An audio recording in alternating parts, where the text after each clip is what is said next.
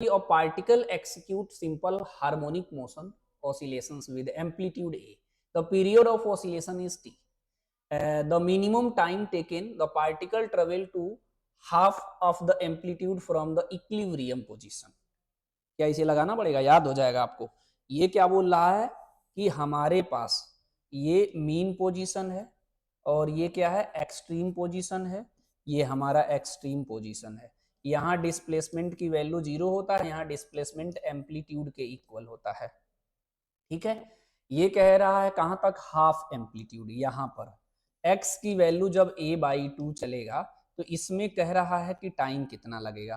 तो मैंने कहा है तो 0 होगा और यहाँ पे साइन 30 डिग्री होगा। 0 से 30 डिग्री आप या तो निकालना सीख लीजिए या तो 0 से 30 डिग्री का अभी मैंने बताया कि t/12 होगा।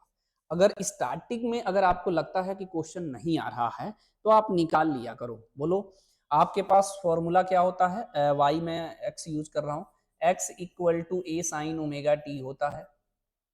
ठीक है, तो आपको x की वैल्यू कितना लेना है, a/2, तो ये हो जाएगा a साइन ओमेगा टी।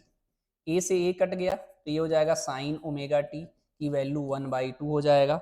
ठीक है, तो इसकी वैल्यू कितनी होती है जी, ओमेगा टी, ये इसकी वैल्यू होती है 30 डिग्री। 30 मतलब π/6 और ये कितना होता है, ओमेगा की वैल्यू 2π/t इंटू टी, ये होता है π/6। ये पाई से पाई कट गया हमारा, इसको मल्टीप्लाई करेंगे तो कितना हो जाएगा जी, 12t equal to capital T. तो t की वैल्यू कितनी हो जाएगी, कैपिटल टी डिवाइडेड बाई 12। एक तो तरीका ये है, बच्चे इस तरीके से सॉल्व करते हैं। मेरी बात से सहमत हो?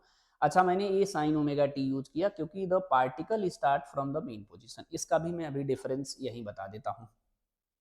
आपके पास जो है डिस्प्लेसमेंट नोट कर रहा हूं, नोट कर लीजिए। अगर डिस्प्लेसमेंट का इक्वेशन आप क्या यूज करते हो, x की value a sine omega T use करते हो या x की value a cos omega T use करते हो। इसका मतलब टाइम की वैल्यू जब 0 डालेंगे तो साइन 0 की वैल्यू 0 होगा तो x की वैल्यू 0 हो जाएगा। द पार्टिकल स्टार्ट मोशन क्या है, कहां से स्टार्ट होगा, start from mean position, start from mean position.